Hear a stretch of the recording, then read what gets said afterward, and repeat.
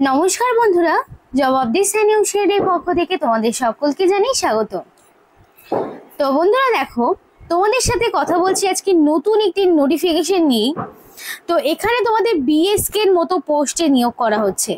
খুবই ভালো সুযোগ। বেসিক যদি তোমরা করে থাকো মাধ্যমিক পাস, তাহলেই তোমরা কিন্তু আবেদন করতে পারছো। ন্যূনতম মাধ্যমিক পাস যোগ্যতায় পশ্চিমবঙ্গ সরকারের পক্ষ থেকে নতুন নিয়োগ বিজ্ঞপ্তি জারি হলো, যেখানে তোমরা কিন্তু রাজ্যের 23 জেলার যে কোনো প্রান্ত থেকে ছেলে হোক কিংবা মেয়ে প্রত্যেকেই আবেদন করতে পারবে। খুবই ভালো সুযোগ রয়েছে, যেখানে বেতনও খুব ভালো মানের রয়েছে। মানে 25,000 থেকে শুরু করে তোমাদের এখানে 40,000 টাকা পর্যন্ত স্যালারি স্ট্রাকচার রয়েছে।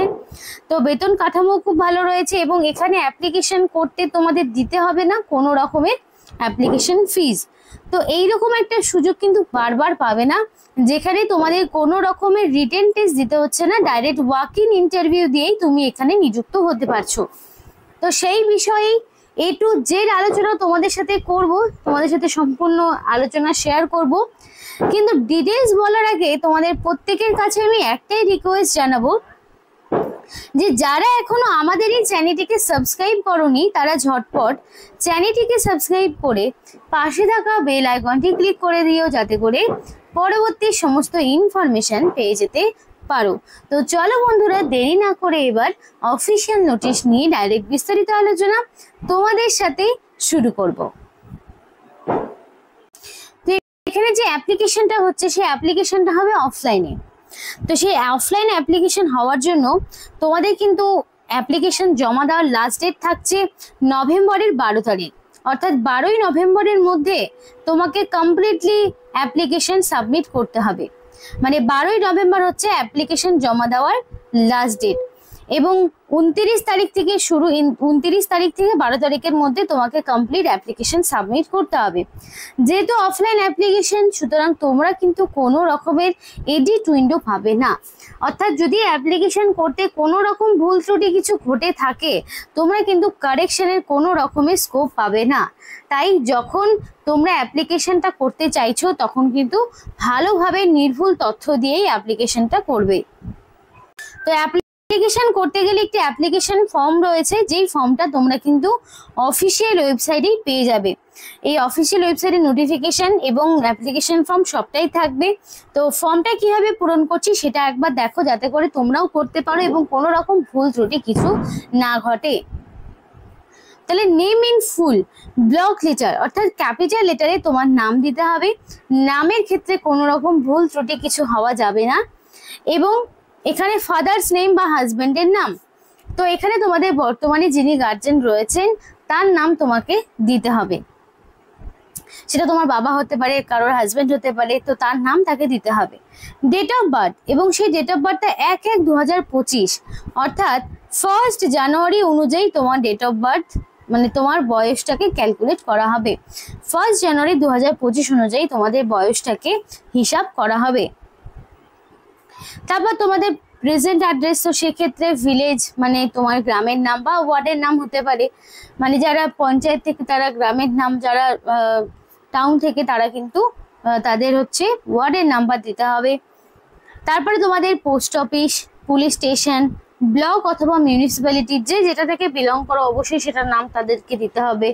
তারপরে ধরো ডিস্ট্রিক্টের নাম, পিনকোডের নাম, কন্ট্যাক্ট নাম্বার ইন মোবাইল, অর্থাৎ এখানে অবশ্যই অ্যাপ্লিকেশন করার সময় ভ্যালিড কন্ট্যাক্ট নাম্বার তোমাদের দিতে হবে, যাতে করে সিলেকশন প্রসেসের সমস্ত রকম ইনফরমেশন তুমি পেয়ে যেতে পারো। তো অবশ্যই ভ্যালিড ফোন নাম্বার এবং মেল আইডি দিয়েই এখানে অ্যাপ্লিকেশন করার চেষ্টা করবে। তারপরে পার্মানেন্ট অ্যাড্রেস, তো কারোর হতে পারে প্রেজেন্ট অ্যাড্রেস এবং পার্মানেন্ট অ্যাড্রেস সেম, আবার কারোর হতে পারে ডিফারেন্ট। তো পার্মানেন্ট অ্যাড্রেসের করে অবশ্যই ভিলেজ বা ওয়ার্ডের number, post office, police station, তো পোস্ট অফিস, পুলিশ স্টেশন, তারপরে তোমাদের ব্লক বা মিউনিসিপ্যালিটি, ডিস্ট্রিক্টের নাম, পিনকোড, তো সবটাই তোমাকে এক এক করে কিন্তু দিতে হবে।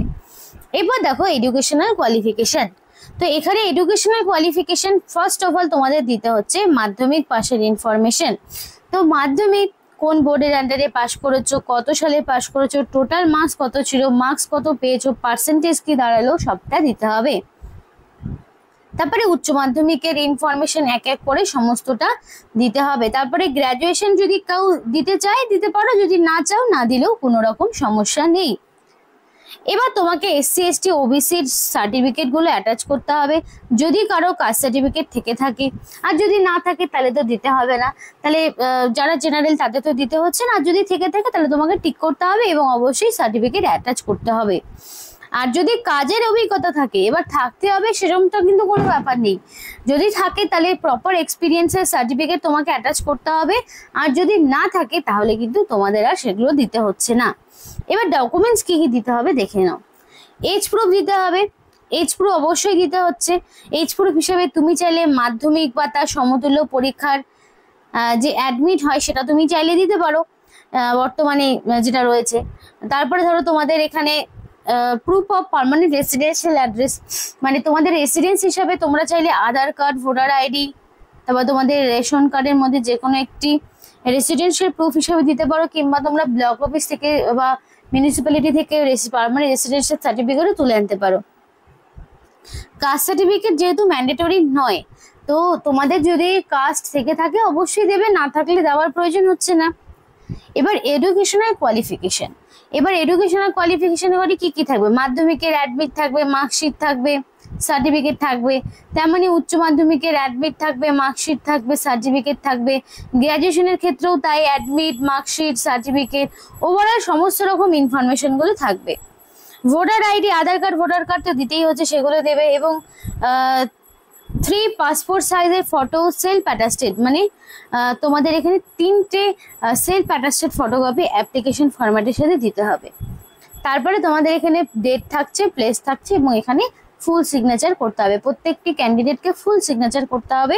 ফুল সিগনেচার করে এই অ্যাপ্লিকেশন ফর্মটি তোমাদের একটি মুখবন্ধ খামে ভরে নির্দিষ্ট ঠিকানায় পাঠাতে হবে, অবশ্যই নির্দিষ্ট সময়ের মধ্যে।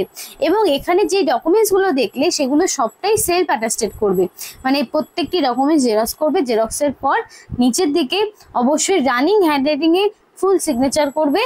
আর এই ডকুমেন্টসগুলি তোমাকে কিন্তু আবার যখন ডকুমেন্ট ভেরিফিকেশন হবে তখন কিন্তু নিয়ে যেতে হবে, তো সেটা কিন্তু তোমাদেরকে মাথায় রাখতে হবে।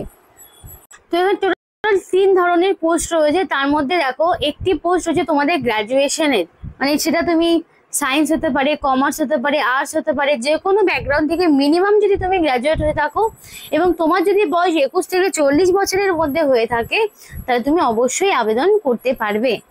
এবার 8 পাসের গুলো বলবো, যারা মাধ্যমিক বেসিক্যালি পাস করেছো, যারা ন্যূনতম মাধ্যমিক পাস করেছো তারা কিন্তু এই 8 পাসের পোস্টগুলোর জন্য আবেদন করতে পারবে।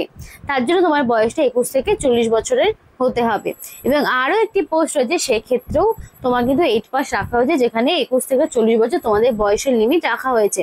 এবার এখানে যে বয়সটা সেটা কিন্তু তোমাদের 1/1/2025 অর্থাৎ 1 জানুয়ারি 2025 এই তারিখ অনুযায়ী তোমাদের বয়স এবং এডুকেশনাল কোয়ালিফিকেশন দুটোই কিন্তু কাউন্ট করা হবে। এবার এখানে একটা বিষয় বলতে চাই, যারা ওবিসি প্রার্থী রয়েছে, ওবিসিরা কিন্তু 3 বছরের ছাড় পাবে। সুতরাং 21 থেকে 43 বছর পর্যন্ত তারা কিন্তু আবেদন করতে পারছে। যদি এসসি এসটি হয়ে থাকে তাহলে 21 থেকে 45 পর্যন্ত আবেদন করার তারা সুযোগ পাবে। তো এইভাবে ক্যাটাগরি ওয়াইজ তোমরা যেরকম বয়সের ছাড় পাও সেগুলো কিন্তু তোমরা পাবে। তো এবার এখানে যে নোটিফিকেশনটি দেখালাম তোমাদের, সেই নোটিফিকেশনের নাম্বার রয়েছে, সেটা হচ্ছে এখানে 2005।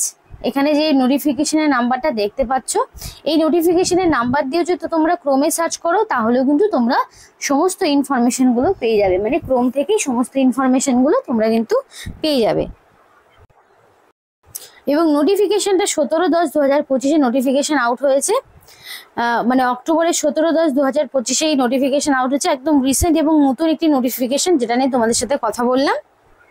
তো এখানে তোমাদের নিউটি government of West Bengal, office of the project officer cum district welfare officer, backward class welfare tribal ডেভেলপমেন্টের পক্ষ থেকে এই নোটিফিকেশন জারি হয়েছে, মানে অনেকটা বিএসকের মতোই।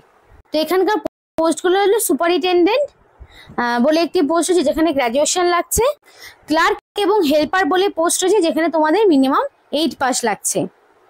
এবং অ্যাপ্লিকেশন ফর্মের সাথে কিন্তু অবশ্যই সেলফ অ্যাটাস্টেড ফটোকপিটা একদম আটকাতে ভুলবে না, আর এক্সট্রা ফটোকপি দুটো দিয়ে দেবে, এখানে একটা বাকি দুটো এক্সট্রা তোমাকে ফর্মের সাথে দিয়ে দিতে হবে। এবং এখানে যে ঠিকানা রয়েছে এই ঠিকানায় তোমাকে অ্যাপ্লিকেশন ফর্মটি পাঠাতে হচ্ছে, নির্দিষ্ট সময়ের মধ্যে পাঠাবে। এবার কেউ চাইলে কিন্তু এখানে স্পিড পোস্ট, রেজিস্টার পোস্টের বা কুরিয়ারের মাধ্যমেও পাঠাতে পারে। এবার যারা ভিডিওটি দেখছো তারা অবশ্যই তোমাদের জেলার নাম আমাদেরকে কমেন্ট করে জানাও, যাতে করে তোমাদের জেলায় থাকা বিভিন্ন রকম ইনফরমেশনগুলো তোমাদেরকে জানাতে পারবো, বা তোমাদের জেলায় বিএসকে রিক্রুটমেন্টে কতগুলো ভ্যাকেন্সি রয়েছে বা কতগুলো ভ্যাকেন্সি পরবর্তীতে আসতে চলেছে, আদৌ কি পোস্ট খালি রয়েছে, যদি সেই ডিটেলসগুলো জানতে চাও অবশ্যই তোমরা তোমাদের জেলার নাম আমাদেরকে কমেন্ট করে জানাও। তো এখানে আজকের মতো ভিডিওটি শেষ করছি। ভিডিওটি যদি তোমাদের ভালো লেগে থাকে অবশ্যই লাইক করো এবং চ্যানেলটিকে সাবস্ক্রাইব করে আমাদের সাপোর্ট করো, আমাদের সাথে থেকো, পাশে থেকো। আর ভিডিওটি সম্পূর্ণ দেখার জন্য তোমাদের সকলকে জানাই অসংখ্য ধন্যবাদ।